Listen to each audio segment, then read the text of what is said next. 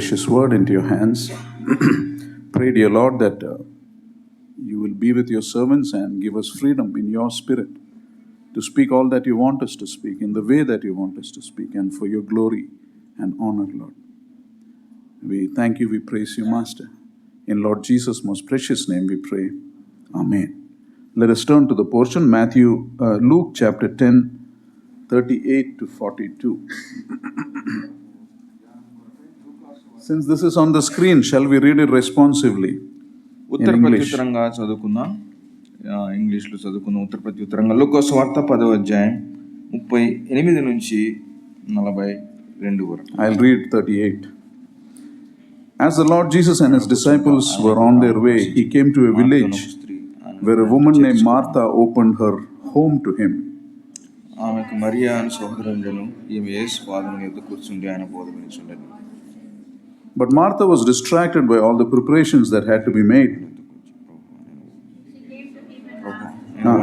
Asked, Lord, don't you care that my sister has left to do the work by myself? Tell her to help me. అందుకు ప్రభు Verse 41, Martha, Martha, the Lord answered, you are worried and upset about many things, but only one thing is, Mariya ఉత్తమమైన దానిని ఏర్పరచుకున్నాను, అది ఆమె యొద్ద నుండి తీసివేయబడదని ఆమెతో వచ్చి taken away from her. This person, Martha of the Bible, had so many good qualities. ఈ Bible గ్రంథంలో చూస్తున్నటువంటి మార్తకు అనేకమైనటువంటి మంచి లక్షణాలు ఉన్నాయి. You heard a message about Martha and Mary a couple of Sundays back. 2 వారాల కిందట మార్తా మరియల గురించి మనం ప్రసంగం సందేశం విన్నాం. Today we'll see something different. ఈరోజు మరొక కోణంలో దాన్ని చూసుకుందాం. She was hardworking, generous and hospitable. ఆమె ఎంతో కష్టపడి పనిచేస్తుంది, ఔదార్యం కలిగినది. అంత మాత్రమే కాదు, పరిచర్య చేయట్లో కూడా చాలా మనస్ఫూర్తిగా పనిచేసింది. And verse 38 says, Martha opened her home for the Lord. 38వ వచనం చూసినట్లయితే మార్తా యేసు ప్రభువారిని తన ఇంట్లో చేర్చుకోవడానికి ముందుకు వచ్చినట్లుగా చూడగలం. And not only did she invite the Lord to her home, she seems to be putting a good deal of time and effort to make sure that all the arrangements were good for the Lord stay in her house. ఆమె ఇంటికి ఆహ్వానించడం మాత్రమే కాదు కానీ ప్రభువు వారి ఇంట్లో ఉన్నంత వరకు ఆయనకి అవసరమైనది కానీ ఆయనకు అక్కరలో ఉన్నవి కానీ ఏది అనేది సమస్తమైన విషయాల్లో ఏ లోటు జరగకుండా చూసుకోవడానికి ముందుకొచ్చింది. You see, hard work, hospitality, generosity are great qualities. మనకందరికీ తెలుసు, కష్టపడి పని చేయటం అనేది, ఔదార్యత కలిగి ఉండటం అనేది, అదే సమయంలో generosity. Hard work, hospitality and generosity. ఇతరులకు పరిచర్య చేయటం అనేది మూడు కూడా చాలా అవసరమైనవి, చాలా మంచి గుణాలై. Now there was another side of Martha's personality. మార్తలో మరి యొక్క వ్యక్తిత్వం ఉన్నది. You see at least two problem areas. రెండు సమస్యాత్మకమైనటువంటివి. First was Martha neglected the more important activity for a less important one. మొట్టమొదటిగా చూసినట్లయితే మార్త ఉత్తమమైన దాన్ని వదిలిపెట్టి మరి ఒక దాన్ని ఎంచుకుంది. She got so busy serving the Lord, became so anxious that she didn't know how to relax and enjoy with the Lord. ఆమె పని అతి విస్తారమైన పని పెట్టుకుంటూ చేత అలసిపోయి ప్రభు దగ్గర విశ్రాంతి పొందుకునేటువంటి అనుభవంలో ఆమె లేకుండా పోయింది. You see, because the Bible says she was thinking of many things. వాక్యములు చూసినట్లయితే అనేకమైన పనులను గురించి విచారం కలిగినట్లుగా వాక్యములు చదువుతున్నాం. Today we have an English word for this, and that is called overthinking. నేటి దినం ఇంగ్లీష్ భాషలో చూసుకున్నట్లయితే ఎక్కువగా ఆలోచించడం. This was not there when the English Bibles were written. It is a recent term in psychology, overthinking. ఈ యొక్క లేఖనాలు వ్రాయబడినప్పుడు ఇంగ్లీష్లో ఆ పదం లేదు, కానీ నేటి దినాల్లో మానసికమైనటువంటి ఒత్తిడిని బట్టి ఈ యొక్క మాట వచ్చింది. ఏంటంటే అతిగా ఆలోచించడం. Overthinking means thinking of something so deeply that leads to worry and anxiety. ఎక్కువగా ఆలోచించడం వల్ల జరిగేది ఏంటంటే చివరికి వారికి చింత పెరుగుతుంది. అంత మాత్రమే కాదు, వాళ్ళు వ్యసనానికి కూడా గురవుతారు. And many times overthinking is a fruitless thinking. It means at the end of it neither solves your problems or helps you grow stronger. ఇలాగూ ఎక్కువగా ఆలోచించడం వల్ల చివరికి అది నీకున్నటువంటి సమస్యలు తీర్చదు, అంత మాత్రమే కాకుండా నీకు ఇంకా ఎక్కువ భారాన్ని కలుగు చేస్తుంది. So we saw Martha, instead of enjoying the Lord's presence, she overthought about the preparations that had to be done. కాబట్టి ఇక్కడ చూసినట్లయితే మార్త ప్రభువారి సన్నిధిలో సంతోషముగా విశ్రాంతి తీసుకుంటూ ఆయన సన్నిధిని అనుభవించడానికి బదులుగా అనేకమైనటువంటి విస్తారమైన పనులు పెట్టుకున్నట్లుగా గమనించగలం. She focused on things like probably what if food isn't ready, what will people say, that kind of things. ఆమె ప్రభు వారికి ఆహారం సిద్ధపరచాలా, ఒకవేళ సిద్ధపరచకపోతే మిగతా వారందరూ ఏమనుకుంటారు, అటువంటి వాటి వల్ల విచారంగా ఉంది. And Martha's overthinking made her anxious, and another question, it also made her critical. ఆమె ఇలాగ విస్తారమైన పని పెట్టుకున్నట్టు చేత తొందరపడింది. అంత మాత్రమే కాదు, ఇతరుల గురించి విమర్శనాత్మకంగా కూడా ఆమె ఆలోచిస్తుంది. Why isn't Mary helping? ప్రభువా, మరియా నాకెందుకు సహాయం చేయట్లేదు? You know, that was the second problem with Martha. ఇక్కడ నా సహోదరి నన్ను విడిచిపెట్టినందుకు నీకు చింత లేదా, ఇది రెండవ సమస్య ఆమెకి. You see, Martha was being pushy also. అంత మాత్రమే కాదు, ఆమె ప్రభువును కూడా తొందర పెడుతుంది. No, she was being pushy. She set standards for herself and expected others to follow that also. ఆమె తాను చేసే పనుల్లో ఇతరులు కూడా పాలు పొందులు పొందాలని ఆ యొక్క గుణం కలిగి ఉంటుంది. Usually people who are anxious and overthink are also pushy people. Right or wrong, they want things to be done their way. సాధారణంగా తొందరపడేవారు, చింత కలిగిన వారు మిగతా వాళ్ళు ఏమనుకున్నా ఏమనుకోకపోయినా వారు చేసింది మాత్రం తప్పకుండా ఇతరులు చేయాలని అనుకుంటారు. Instead of thinking the Lord who fed 5,000 people without any effort has come into my house to have fellowship with me, why am I getting so worked up for? ఆమె ఇదిగో ఏ ప్రభు వారైతే 5,000 మందికి భోజనం పెట్టాడో ఆ ప్రభువే నా ఇంటికి వచ్చినప్పుడు ఆయనకి భోజనం పెట్టడానికి నేనెందుకు తొందరపడాలనేటువంటి ఆ మనసు లేకపోయింది ఆమెకి. Now Martha loved the Lord deeply. Martha దేవుణ్ణి ఎక్కువగా ప్రేమించింది. But her anxious and overreactive mind pulled her away from the one thing that mattered most. కానీ తొందరపడటం వల్ల, చింతపడటం వల్ల ఏదైతే అవసరమైనదో దాని నుంచి ఆమె దూరం అయిపోయింది. At this point the Lord tells her gently, Martha, Martha, you are worried and upset about many things, but only one thing is needed. Mary has chosen what is better, and it will not be taken away from her. ఆ సమయంలో ప్రభువారు అంటున్నారు, అందుకు ప్రభు, Martha Martha, నీవు అనేకమైన పనులను గూర్చి విచారం కలిగి తొందరపడుచున్నావు, కానీ అవసరమైనది ఒకటే, మరియ ఉత్తమమైన దాన్ని ఏర్పరచుకును, అది ఆమె యొద్ద నుండి తీసివేయబడదని ఆమెతో చెప్పాను. Now, to be fair, Martha may have thought, unless I do this myself, it won't be done properly. Maybe she would be right in thinking like that also. Martha అనుకుని ఉండొచ్చు, నేను ఈ వంట చేయకపోతే ఇది మంచిగా ఉండదు అనుకుని కూడా తను అనుకుని ఉండొచ్చు. But she didn't realize that God will never ask her to do anything that takes his place in her life. కానీ ఆమె ఒకటి తెలుసుకోలేకపోయింది ఏంటంటే, ప్రభువారు ఎన్నడూ కూడా తన స్థానాన్ని హృదయంలో నుంచి తీసివేసేదాన్ని దేన్ని కూడా నీ దగ్గర నుంచి ఆయన కోరుకో. God wants us to make him our top priority. దేవుడు ప్రభువారు మనల్ని తన జీవితంలో తన్ను అత్యధికంగా హెచ్చించాలని ఆయన కోరుకుంటాడు, ప్రాధాన్యత ఇవ్వాలని ఆయన కోరుకుంటాడు. And it's just not just about Martha. Though overthinking is a new term, many people, the symptoms of overthinking were there in many people in the Bible. అతిగా ఆలోచించడం అనేది అది మనం కొత్తగా వింటున్నప్పటికీ అనేక మందికి బైబిల్ గ్రంథంలో కూడా ఇటువంటి మనసు కలిగిన వారు ఉన్నారు. You know, like Martha in the scripture, we see Moses, Jonah, Elijah, and many others who struggle with this overthinking. మార్తాలానే లేఖనాల్లో మోషే, యోనా, ఏలియా అనేకులు ఇటువంటి మనసు తొందరపాటు కలిగిన వారు ఉన్నారు, లేకపోలేదు. Because they focused on their fears, they focused on their own common sense. ఎందుకనగా వారు తమకున్న భయాల మీద, తనకున్నటువంటి జ్ఞానం మీదే వారు ఆధారపడ్డారు. In Exodus chapter 3 and 4, God called Moses from the burning bush, and Moses told one excuse after another. నిర్గమాకాండం 3-4 అధ్యాయంలో చూసినట్లయితే ప్రభువారు మోషేని పిలిచినప్పుడు మోషే ఆ సాకులు చెప్తూ వచ్చాడు రాకుండా పోవడానికి. First said, who am I? మొట్టమొదటన్నాడు, నేను ఎవరినన్నాడు. Then he said, what if they don't listen? రెండోగా, వారు నా మాట వినకపోతే ఏంటన్నాడు. Then he said, I am not a good speaker. మూడోసారి ఏమన్నాడు అంటే, నేను మాట్లాడలేనన్నాడు. After all that, he said, send someone else instead. అంతా చెప్పినాక అన్నాడు, నా బదులు వేరొకరిని పంపించండి అన్నాడు. You see, he got so caught up thinking of his own inadequacies that he almost got distracted from God's great purpose in his life. తనకున్నటువంటి లోటుపాట్ల వల్ల దానితో నిమగ్నం అయిపోయి దేవుని పని విషయమై తాను నిర్లక్ష్య పెట్టి ముందుకు వెళ్తూ వచ్చాడు. How did Jonah, in Jonah chapter 1, God told Jonah to go to Nineveh and preach. యోనా గ్రంథంలో యోనా గురించి చూసినట్లయితే యోనాతో ప్రభువారు దైవ దర్శనంలో తేటగా చెప్పాడు, నీవు నినివేకెళ్ళి ఈ వార్తను ప్రకటించమన్నాడు. Instead of obeying, Jonah went in the opposite direction to Tarshish. నినివేకి వెళ్ళడానికి బదులుగా యోనా ఇదిగో తర్షీషుకు ప్రయాణమై వెళ్ళిపోయాడు. And he was thinking of a lot of things. ఆయన వెళ్తూ ఎన్నో సంగతుల గురించి ఆలోచిస్తున్నాడు. If you combine the historical narrative and the biblical narrative, you can almost read his thoughts. ఇదిగో చారిత్రాత్మకంగా అదే సమయంలో లేఖనాలు ఉన్నటువంటి దానికి మనం చూసుకుంటూ ఉంటే ఆయన మనసు ఏంటో మనం గ్రహించగలం. Why should I help my enemies? అసలు వీళ్ళతో నా విరోధులతో నేను ఎందుకు వారికి సహాయం చేయాలా? Second, this fear was, if they repent and God spares them, then what?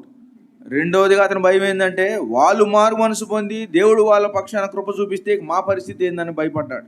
And probably he's also thought that if God forgives them, won't that make me look like a false prophet? అంత మాత్రమే కాదు, దేవుడు ఒకవేళ వారిని క్షమిస్తే నేను అబద్ధ ప్రవక్తను అయినట్లు అవుతా కదా. And this overthinking all led to his disobedience. అలాగూ అతను అతిగా ఆలోచించడం వల్లే అవిధేయతకు కారణం చేశాడు.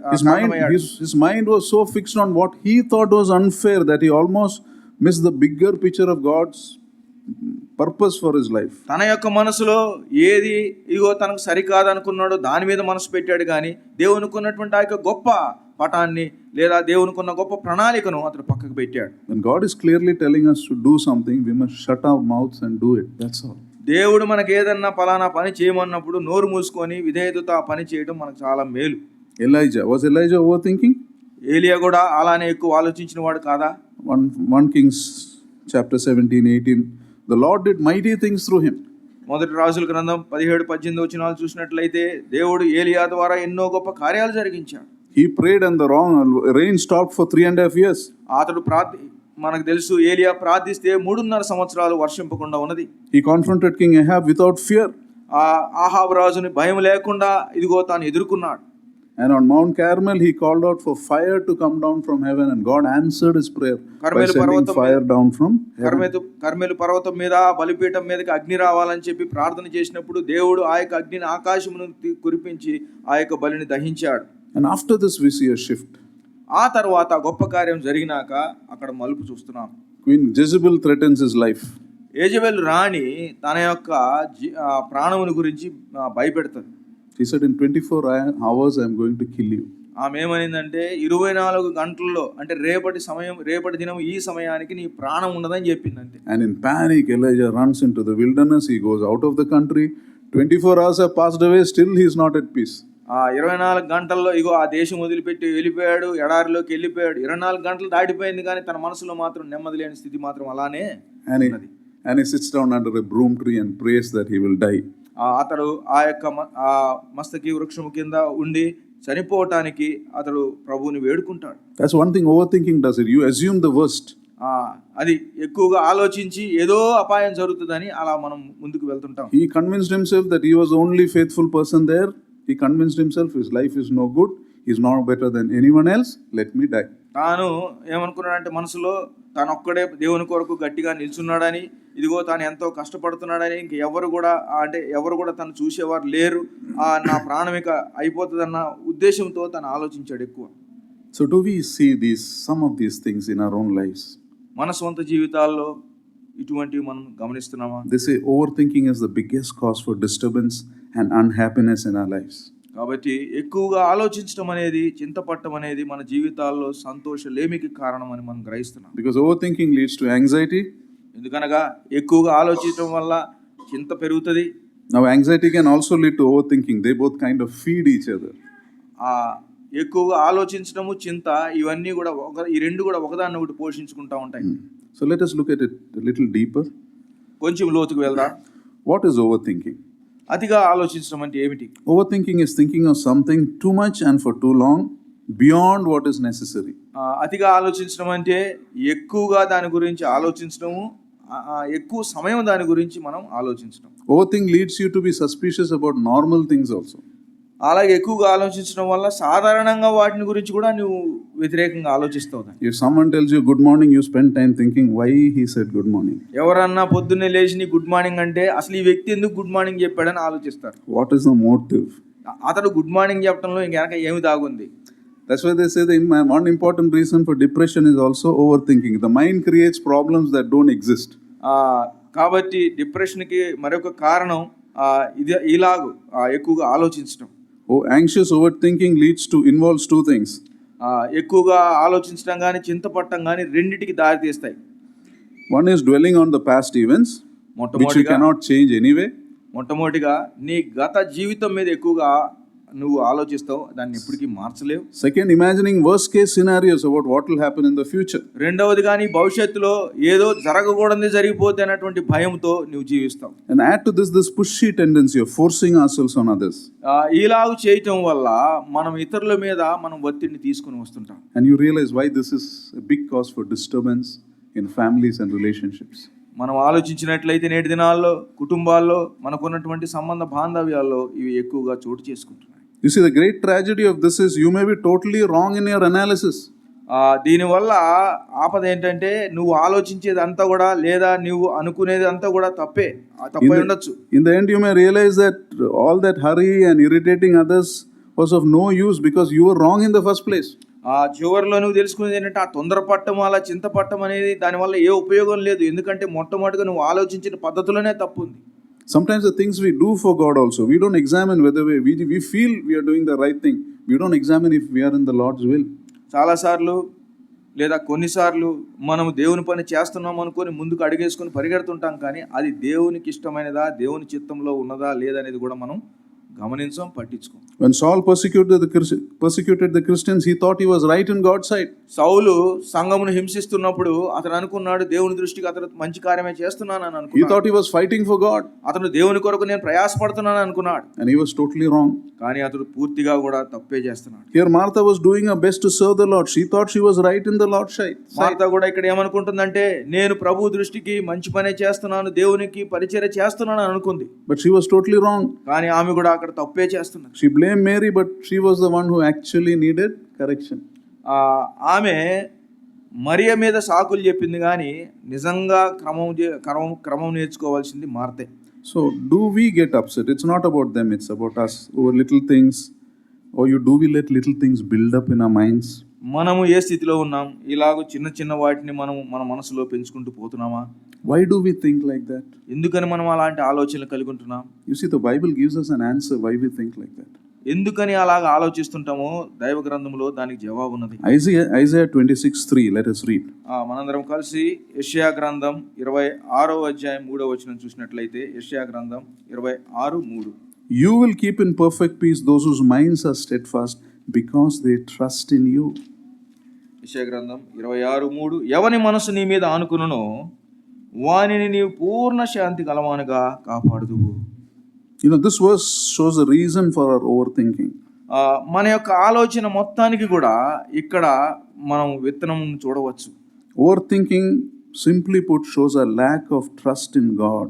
మనం ఎక్కువగా ఆలోచిస్తున్నామని అంటే మన మనస్సు ఆయన మీద ఆనుకొనలేదని మనం గ్రహించాలి. Overthinking and anxiousness happens because we resolve to do things on our own, not depending on the Lord. అతిగా ఆలోచించడము చింతపడటానికి కారణం ఏంటంటే మనం ప్రభు మీద ఆనుకోనని కారణాన్ని బట్టి అలాంటి స్థితి. In other words, overthinking is a mental burden you carry alone and you are not meant to carry this. మరొక మాటలో చెప్పాలంటే ఎక్కువగా ఆలోచించడం వల్ల నీవు ఒంటరిగా దాన్ని నువ్వు భరించాలా? భరించేది దేవుడి చిత్తం కాదు. Proverbs 3:5-6. సామెతల గ్రంథం 3వ అధ్యాయం 5-6 వచనాలు.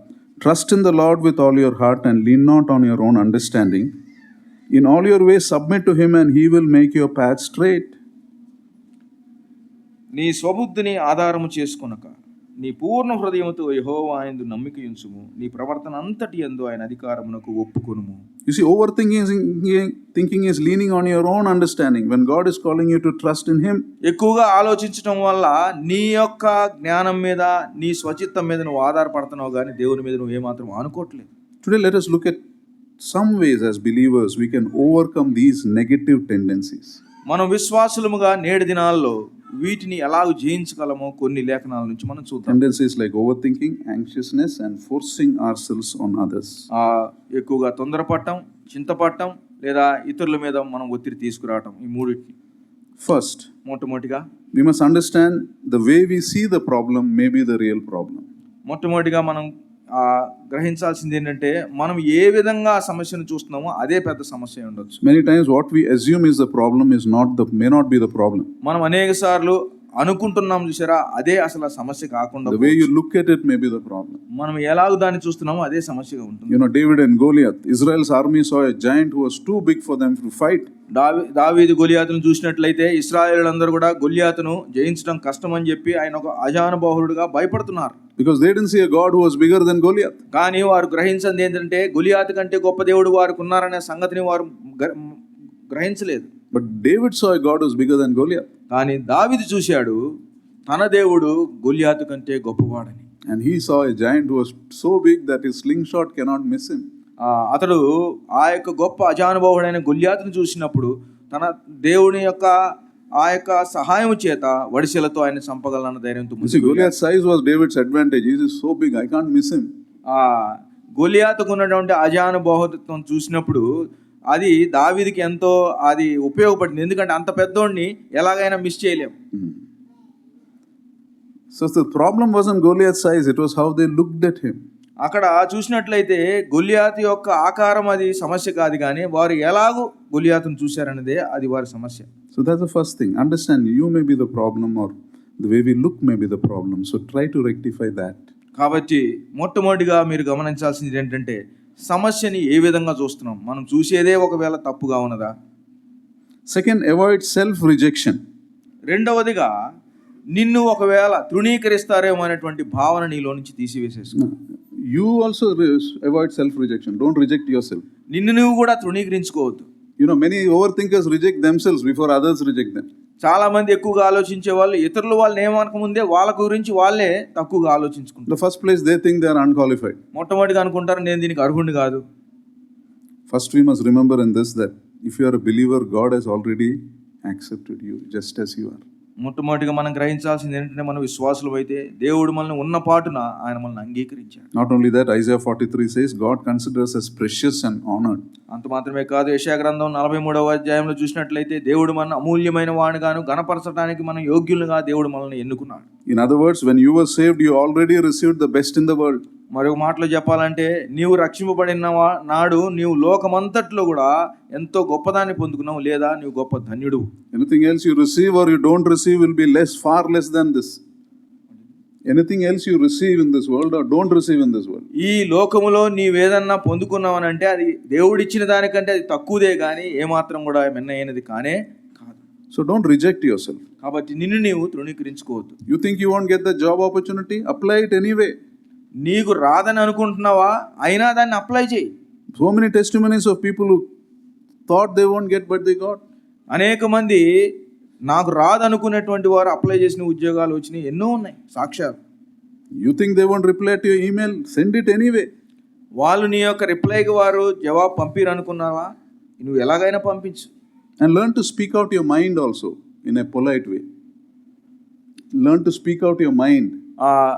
That means నువ్వు మనసులో ఏమనుకుంటున్నావో దాన్ని కూడా దయచేసి చెప్పండి. Don't think what they will think if I say this, what they will do if I say this. Don't. Just say it in a nice way.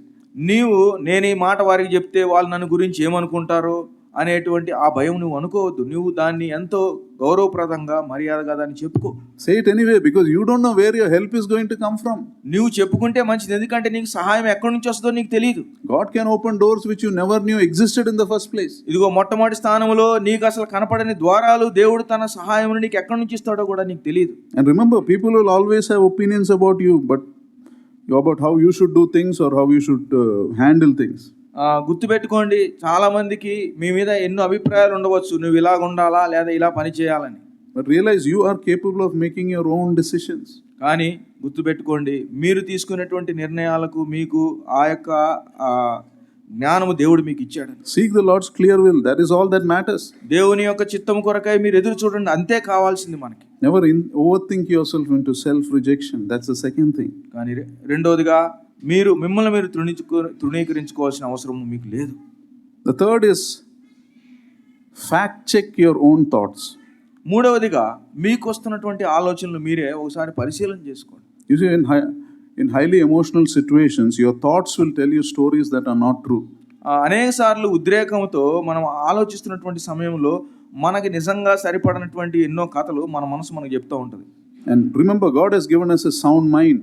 దేవుడు మనకు ఇంద్రియ నిగ్రహం కలిగినటువంటి స్థిరమైనటువంటి మనసు ఇచ్చాడు. Use that sound mind to identify your triggers. ఇదిగో మనలో ఏవైతే ఇలా మనం తప్పుదారి పట్టిస్తున్నాయో అది గ్రహించుకొని మనం జాగ్రత్త పడాలి. What are the triggers? ఏంటి మనల్ని అలాగూ నిద్రలేపేవి? You know, in the context of what we are speaking of, trigger is anything that causes an unhealthy or a disproportionate reaction in us. మనలో ఏదైనా కానీ ఆరోగ్యకరము కానిటువంటిది అంటే అనారోగ్యకరమైనటువంటి ఆ యొక్క భయాలు కానీ అటువంటి ఉద్రేకాలను కానీ కలిగిస్తే దాని విషయమే మనం జాగ్రత్త పడాలి. The trigger can be because someone said something to us.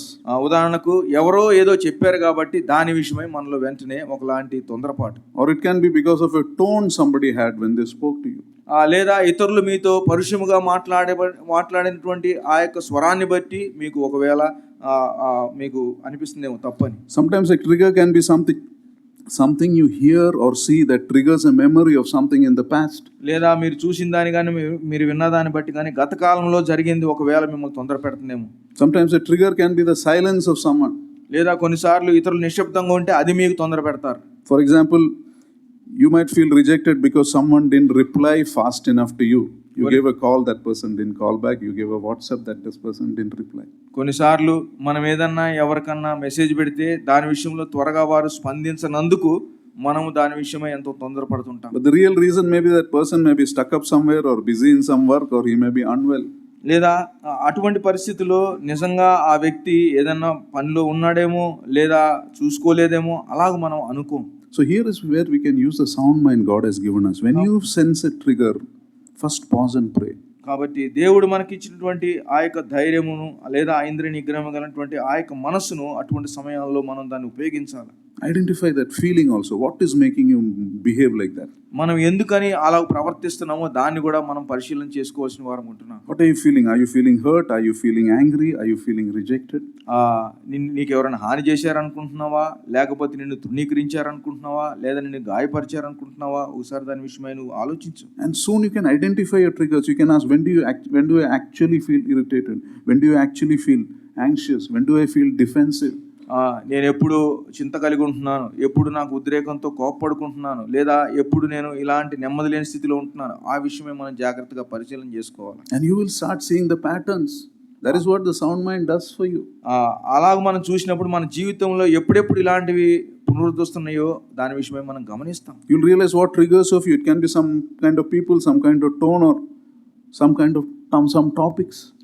కొన్నిసార్లు ఒకరు మాట్లాడే విధానము లేదా కొన్నిసార్లు కొన్ని అంశాలు మాట్లాడితే ఇటువంటివి కొన్నిసార్లు నేను తప్పుదోవలో పట్టిస్తుంటాను. And once you recognize a trigger, you can respond differently. అలాగూ నీ జీవితంలో ఏదైతే నిన్ను తొందర పెడుతుందో అది నువ్వు ఎరిగితే వాటి విషయమై నువ్వు ప్రతిస్పందించేదానికి మరొకసారి ఏం చేస్తావు అంటే జాగ్రత్తగా ఉంటావు. Instead of lashing out in anger, you take a walk, count up to 10, whatever, or go out of the room. పలుగొరుతూ లేదా కోపం చూపించేదానికంటే అటువంటి సమయంలో నిశ్శబ్దంగా ఉండి గదిలో నుంచి బయటికి వెళ్ళిపోతాం. Instead of withdrawing, communicate honestly. That comment hurt me. Tell directly. కొన్నిసార్లు అలాగూ అక్కడ నుంచి పక్కకి వెళ్ళిపోయేదానికంటే నోరు తెరిచి ఇదిగో నువ్వు అన్న మాట నాకు ఎంతో గాయమైందని నువ్వు చెప్పవచ్చు. And most important, instead of overthinking, remind yourself, I don't have to earn anybody's love or approval. I am secure in the Lord Jesus Christ. కాబట్టి ఇలాగా ఎక్కువ ఆలోచిస్తున్నప్పుడు నేను ఇతరుల మనుషుల నుంచి వారి మెప్పును నేను కోరుకోవట్లేదు, కానీ ప్రభువు నన్ను ఎప్పుడూ అంగీకరించాడు కాబట్టి నేను ప్రభువు నందు ధన్యత కలిగి ఉన్నాను కాబట్టి ఎవరు ఏమనుకుంటారో అనే ఆలోచన నాకు ఉండాల్సిన అవసరము. The Lord has already taken me high. Why am I looking down? దేవుడు నన్ను ఇప్పటికే అధికమైనటువంటి స్థానమునకు హెచ్చించాడు, నేను ఎందుకు నన్ను తగ్గించుకోవాలి? You know, Apostle Paul says it's so beautiful in 2 Corinthians 10:5. అపోస్తలుడైన పౌలు కొరింథీయులకు రాసినటువంటి 2వ పత్రిక 10వ అధ్యాయం 5వ వచనంలో పౌలు చెప్తున్నాడు. He says, we take to captive every thought to and make it obedient to the Lord Jesus Christ. మేము వితర్కములను దేవుని గూర్చిన జ్ఞానమును అడ్డగించు ప్రతి ఆటంకమును పడద్రోసి ప్రతి ఆలోచనను క్రీస్తుకు లోబడినట్లు చెరపట్టి. You see, overthinking make your thinking go out of control, but God tells, bring those thoughts under my authority. ఎక్కువగా ఆలోచించడం వల్ల పరిస్థితులు మన చేయి దాటిపోతాయి, కానీ ఇక్కడ పౌలు ఏమని చెప్తున్నాడంటే వాటిని చెరపట్టి క్రీస్తుకు అప్పగించండి. Capture your thoughts. మీకు వచ్చినటువంటి ఆలోచనలు చెరపట్టండి, Surrender it to the Lord. ప్రభు వారికి వాటిని సమర్పించండి. Change comes when you grow in awareness and you start practicing these things. నీవు ఎప్పుడైతే వాటిని గ్రహించి దేవునిలో నువ్వు అప్పగించుకుంటావో అప్పుడు నువ్వు నిజంగా నీ జీవితంలో గొప్ప మార్పు వస్తుంది. Whatever you practice, whatever you measure gets better. Remember that. నీవు ఏదైతే నువ్వు తెలుసుకున్నాక వాటిని ఒక కొలమానం ప్రకారం కొలుస్తుంటావో, ప్రమాణం వేసుకుంటుంటావో, దాంట్లో తప్పకుండా నీకు ఎదుగుదల ఉంటుంది. They say 99% of the harm caused to your head is by you and your thoughts. 99% నీకు కలిగేటువంటి ఆ యొక్క మనసులో ఆలోచనలు అవన్నీ కూడా నీ వలన కలిగినయే. 1% happens because of something actually happened. నిజంగా ఆ 1% నిజంగా జరిగినందుకు అవుతుంది. 1% is what can actually happen normally. ఆ 1% అనేది నిజంగా నీ జీవితంలో జరిగిన దాన్ని బట్టి ఒకవేళ చింత ఉండవచ్చు. So we must ask God for the wisdom to separate what is a fact and what is garbage. కాబట్టి ప్రభు వారిని మనం ఏం అడగాలంటే, ప్రభువా అసలైనదేది, చెత్తేది. So fact check your thoughts. That's the third thing we can try. మూడవదిగా మనకు వచ్చేటువంటి ఆలోచనలు మనం జాగ్రత్తగా పరిశీలించుకోవాల్సిన వారు ఉంటున్నాం. The fourth thing. నాలుగవదిగా, remember, good health starts with your mind. మంచి ఆరోగ్యం అనేది నీ మనసులో ప్రారంభమవుతుంది. You see, you can go to the gym, you can eat healthy food, you can drink water, you can take your vitamins, but if you don't confront the negativity of your thoughts, you're not going to get healthy. నీవు జిమ్కి వెళ్ళొచ్చు, నీవు తీసుకోవాల్సినటువంటి జాగ్రత్తలన్నీ తీసుకోవచ్చు, కానీ నీ మనసులో నీవు ఆలోచించే పద్ధతి సరిగా లేకపోతే నీలో ఏమాత్రం కూడా నెమ్మది లేని స్థితి ఉంటుంది, అనారోగ్యానికి అది దారితీస్తుంది. True health is measured by the quality of your thoughts and the peacefulness of your mind. నీకు ఎంత మంచి ఆరోగ్యం ఉందనేది నీ యొక్క ఆలోచన విధానాన్ని బట్టి, నీలో ఉన్న సమాధాన స్థితిని బట్టి దాన్ని మనం ఎంచుకోవచ్చు. An overthinker's mind will be running all the time. ఎక్కువగా ఆలోచించి వారి యొక్క మనసు ఎప్పుడు కూడా అది పరిగెడతా ఉంటుంది. In the sleep also they'll be running. వారు పడుకున్నప్పుడు కూడా వారి ఆలోచనలు పరిగెడుతుంటాయి. When you are overthinking, you are not giving rest to your brain. మనం ఎక్కువగా ఆలోచిస్తే మన మెదడుకు మనం ఏమాత్రం విశ్రాంతి ఇవ్వట్లేదు. That's what the Bible says in Romans 12:1 and 2, renew your mind, be transformed by the renewing of your mind. రోమేలుకు రాసిన పత్రిక మొదటి 2 వచనాల్లో చూసినట్లయితే మీరు ఈ లోక మర్యాదను అనుసరింపక ఉత్తమమును అనుకూలమును సంపూర్ణమునై ఉన్న దేవుని చిత్తం మీద పరీక్షించి తెలుసుకున్నట్లు మీ మనస్సు మారి నూతన మగుట వలన రూపాంతరము పొందుడి. So give your mind that silence and time. కాబట్టి మీ యొక్క మనస్సుకు ఆ విశ్రాంతినివ్వండి. Spending time with the Lord is what is going to solve your problems. ప్రభువుతో సమయం గడపడం ద్వారా మనకున్నటువంటి కష్టాలు, సమస్యలు తీరిపోతాయి. Most of our problems cannot be solved by more thinking about it more. ఎక్కువ సమస్యలు, మనకు వస్తున్న సమస్యలు ఎక్కువగా వాటిని గురించి ఆలోచించడం వల్ల వాటికి పరిష్కారం లేదు. And the answers you are looking for, you will find when you come into the presence of the Lord in silence and with a clear mind. వాటికి కావాల్సినటువంటి పరిష్కారము ప్రభు సన్నిధికి వచ్చి, ప్రభు సన్నిధిలో మౌనముగా కనిపెట్టుకొని దేవుణ్ణి అడగటం ద్వారానే మనం పొందుకోగలం. So we must learn to sit at the Lord's feet like Mary sat. Mariya కూర్చున్నట్లుగా ప్రభు పాదముల దగ్గర కూర్చోవలసిన అవసరం మనకున్నది. You will keep him in perfect peace whose mind is stayed on you. ఇగో యెహోవా ఆయన మీద మన మనసు ఆనుకున్నట్లయితే మనం పూర్ణ శాంతి గలవారుగా ఉంటాం. The fifth is, ఐదవదిగా, learn to make the best out of a situation. మీకు ఏదన్నా ఒక పరిస్థితి లేదా ఒక అనుభవం గుండా మీరు వెళ్తున్నట్లయితే దాంట్లో నుంచి ఏ పాఠం నేర్చుకుంటాము, ఎంతగా నేర్చుకోగలమనే దాన్ని మీరు ఆలోచన పెట్టండి. Instead of getting worked up over the situations you are in, just ask, can I do something now that can change things for me? దాని గురించి ఎక్కువ ఆలోచించేదానికంటే ఇగో ఇటువంటి పరిస్థితుల్లో నేను ఏమి చేసి దీని నుంచి నేను బయటికి రాగలనని ఆలోచిద్దాం. If you are able to take action, take action. If you are not able to do anything, let it go. Be at peace. మీరు ఒకవేళ దానికి ఏదన్నా ఒక చర్య చేయాలనుకుంటే చేయండి, లేకపోతే దాన్ని వదిలిపెట్టండి, మనశ్శాంతిగా ప్రభువు మీద ఆనుకోండి. What you cannot change, let go. If you don't let go of what you cannot change, you will be disturbing yourself and those others around you and others around you. మనము చేయలేని దాన్ని మనం మనసులో పెట్టుకున్నట్లయితే దానివల్ల మన మనసులో ఎంతో చింత నొందుతాం. అంత మాత్రమే కాదు, అది మన యొక్క ఆరోగ్య స్థితిని క్షీణపరుస్తుంది. Overlook minor issues as long as it is not a sin. Not everything is worth losing your peace. అది పాపము కానట్లయితే దాన్ని వదిలిపెట్టడంలో ఏమాత్రం కూడా మనకి దాని విషయంలో ఏమాత్రం చింతపడాల్సిన అవసరం లేదు. ఎందుకనగా మనకున్నటువంటి సమాధానం అనేది చాలా ప్రాముఖ్యమైనది. Peace is found in acceptance. మనము దాన్ని అంగీకరించడం ద్వారా మనకు శాంతి ఉంటుంది. Accept imperfections. We are not perfect anyway. మనము ఎలాగైనా పరిపూర్ణులం కాదు. Accept the things may or not always be in your control. నీ యొక్క అధీనములో లేనటువంటి వాటిని నీవు అంగీకరించు. You don't have to understand everything to enjoy peace. నీకు శాంతి కావాలంటే నీకు జరిగింది ప్రతిదాన్ని కూడా నువ్వు అర్థం చేసుకోవాల్సిన అవసరం లేదు. Accepting something that you cannot change brings peace many times. చాలా సార్లు మనము చేయలేని దాన్ని మనం అంగీకరించడం ద్వారా మనకు శాంతి చేకూరుతుంది. We may need to tolerate some things, we may need to forget some things, but as long as it is not a sin, we must try and accept it. కొన్నిసార్లు మనం సహించవలసి వస్తుంది, కొన్నిసార్లు మనం తల వంచుకోవాల్సి వస్తుంది. అది పాపం కానంత వరకు మనం ఆ కార్యం చేయడం మంచిది. Learn to make the best out of a situation. మనకున్నటువంటి పరిస్థితుల్లో ఏది మేలో దాని గురించి నేర్చుకుందాం. That's the fourth. నాలుగోది. Fifth. Sixth is, and the last is, live in the present, not in the past or in the future. ఆరవదిగా మనము ప్రస్తుత కాలమందు జీవిద్దాం, అంతేగాని గత కాలం మీద కాదు, భవిష్యత్ కాలం మీద కాదు. Learn to live one day at a time. దినదినాన్ని బ్రతకటం నేర్చుకుందాం. Lord Jesus tells in Matthew 6:34, he says, each day has trouble of its own, so focus on this day. మత్తయి సువార్త 6వ అధ్యాయంలో చూసినట్లయితే ఏ దినమునకు కీడు ఆ దినం ఉన్నది కాబట్టి ఈ దినమును గురించి మీరు ఆలోచించండి. Don't carry tomorrow's anxieties today. రేపటి చింతను ఈ రోజు మనం మోయాల్సిన అవసరం లేదు. For tomorrow's anxiety, God's grace will be there tomorrow. You focus on today's problems. రేపటి ఉన్నటువంటి సమస్యకు దేవుని యొక్క కృప మనకుతో ఉంటది. ఈ రోజు ఉన్నటువంటి వాటిని మనం ఆలోచిద్దాం. You see, no amount of anxiety can change your future. No amount of anxiety can change your past. మనం ఎంత చింతిస్తే అది మన గతాన్ని మార్చదు. మనం ఎంత చింతించినా అది మన భవిష్యత్తును కూడా మనం ఏమీ చేయలేము. You can plan for your future, but overthinking will not take you to a better future. మన యొక్క భవిష్యత్తు గురించి ప్రణాళిక వేసుకోగలము కానీ అత్యధికంగా ఆలోచించి దాన్ని మనం మార్చుకోలేము. All we have is today. మనకున్నదంతా ఈ రోజే. And when we face such situations and fears like this, we will understand something precious. ఇలాంటి పరిస్థితులను ఇలాంటి వాటిని మనం ఎదుర్కొంటున్నప్పుడు మనం ఒకటి గొప్ప మేలైనటువంటి అమూల్యమైనటువంటి సంగతిని గ్రహించగలం. We realize that the things that made us fearful are not so fearful. మనం ఏమని గ్రహిస్తామంటే ఏవైతే మనల్ని భయపెట్టినాయో అవి నిజానికి భయానికి కారణమవ్వాల్సిన పరిస్థితులు కాదని మనం నేర్చుకుంటాం. Action reduces fear. గుర్తుపెట్టుకోండి, కార్యాచరణ భయాన్ని తొలగిస్తుంది. Acting on your fear will reduce your fear. నీవు ఆ భయం మీద నీవు ఒకవేళ ఏదన్నా కార్యం చేయడానికి పూనుకున్నట్లయితే తప్పకుండా ఆ భయం వెళ్ళిపోతుంది. We need to face our fears instead of overthinking. చాలాసార్లు భయాలకు గురించి మనం ఎక్కువ ఆలోచిస్తాం కానీ భయాలను ఎదుర్కోవడానికి మనం ముందుకు వెళ్ళాం. And the more you act on your fears, the more you will overcome your anxieties and overthinking. మనం ఎక్కువగా అలాంటి పరిస్థితులు వచ్చినప్పుడు మనం కార్యాచరణకు సిద్ధమైతే మనం ఎక్కువగా ఆలోచించకుండా ముందుకు వెళ్తే అది ఎంతో మనకు మేలు.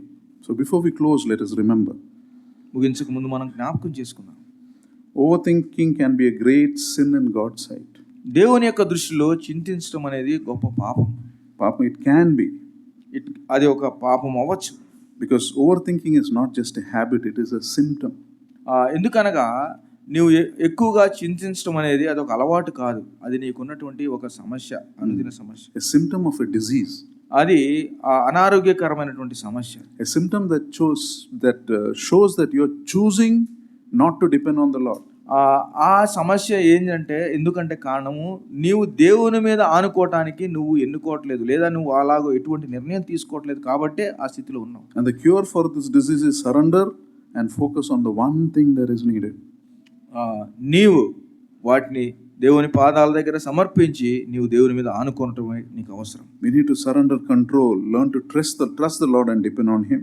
మనము ఇదిగో ప్రభువు మీద ఆనుకొని మనకున్నటువంటి వాటన్నిటిని ఆయన పాదముల దగ్గర వదిలిపెట్టాలి. We need to replace our anxious thoughts with prayer and thanksgiving. మన తొందరపాటు చర్యలు, మనకున్నటువంటి చింత అంతటి కూడా ప్రార్థన ద్వారా ప్రభువుకు మనం అప్పగించవలసిన వారు. Yeah, overthinking person can never be thankful. ఎక్కువగా చింతించేవారు కృతజ్ఞతాబుద్ధి కలిగిన వారుగా ఉండరండి. But we need to replace that. For Philippians 4, 6 and 7 says that. ఫిలిప్పీయులకు రాసిన పత్రిక Philippians 4, 6 and 7. 4వ అధ్యాయం 6-7 వచనాలు చూసినట్లయితే దేనిని గురించి చింతపడకూడదు గాని ప్రతి విషయంలోనూ ప్రార్థన విజ్ఞాపనల చేత కృతజ్ఞతాపూర్వకముగా మీ విన్నపములు దేవునికి తెలియజేయుడి. అప్పుడు సమస్త జ్ఞానమునకు మించిన దేవుని సమాధానము యేసుక్రీస్తు వలన మీ హృదయములకును మీ తలంపులకును కావలి. God, it will guard your hearts. అది మనల్ని కావాలి. ఆ దేవుని యొక్క జ్ఞానము మన యొక్క మనసులకు కావాలి. You know, overthinking gives the devil an opportunity to move into your life. మనం ఎక్కువగా ఆలోచించడం ద్వారా సాతానుడు మన హృదయాల్లోకి, మన జీవితాల్లోకి రావడానికి మనం అవకాశం ఇస్తాం. But when we replace our anxious thoughts with prayer and thanksgiving, the peace of God will come like a guard to protect us. కానీ ఎప్పుడైతే ఆ భయాలను కృతజ్ఞతతో, ఆ సమాధానంతో మనం దేవుని సన్నిధికి వచ్చి కృతజ్ఞత చెప్పుకుంటామో అప్పుడు ఆయన మనకు కావలిగా ఉంటాడు. Here you realize overthinking is to play to the enemy's lies, play the enemy's lies into your mind over and over again. That is what causes overthinking. కాబట్టి ఈ అత్యధికంగా ఆలోచించడం, చింతించడం అనేది మన యొక్క విరోధి మన యొక్క మనసుల్లో వాడు పెట్టేటువంటి అబద్ధపు ఆలోచన. And here God is saying, release your thoughts through prayer and thanksgiving. And when you do that, God will send his peace like a watchman. ఇక్కడ ప్రభువారు ఇక్కడ దానికే చెప్తున్నాడు, చింతపడద్దు కానీ ప్రతి విషయంలో ప్రార్థన విజ్ఞాపనం చేత కృతజ్ఞతాపూర్వకంగా మీ విన్నపములు దేవునికి తెలియజేయండి. Let us pray ప్రార్థన చేసి and commit this sin. Are we sinning in the Lord's sight in this? ఈ యొక్క ఇటువంటి అనుభవంలో మనం ఉన్నట్లయితే, అలవాట్లో ఆలోచనలు ఉన్నట్లయితే ఈ పాపమును దేవునికి అప్పచెప్తాం, దేవుని అడుగుతాం. Sinning is, telling God, I'm not sure whether you can take care of me. That is the cause. We are not submitting to the Lord. చింతించడం అంటే దానికి అర్థం ఏంటంటే, ప్రభువా నీవు నా గురించి శ్రద్ధ తీసుకున్నావు, లేదా నా గురించి ఆలోచించట్లేదు, లేదా నన్ను గురించి నువ్వు భారం భరించట్లేదు అనేటువంటి, I'm not able to believe that you can take care of me. దాని బదులు ప్రభువా నీవు నన్ను గురించి నీవు చింతిస్తున్నావు అని ప్రభువుకు అప్పచెప్పడం మంచిది. Father, we thank you for this time that you have given us, and we thank you for your precious word.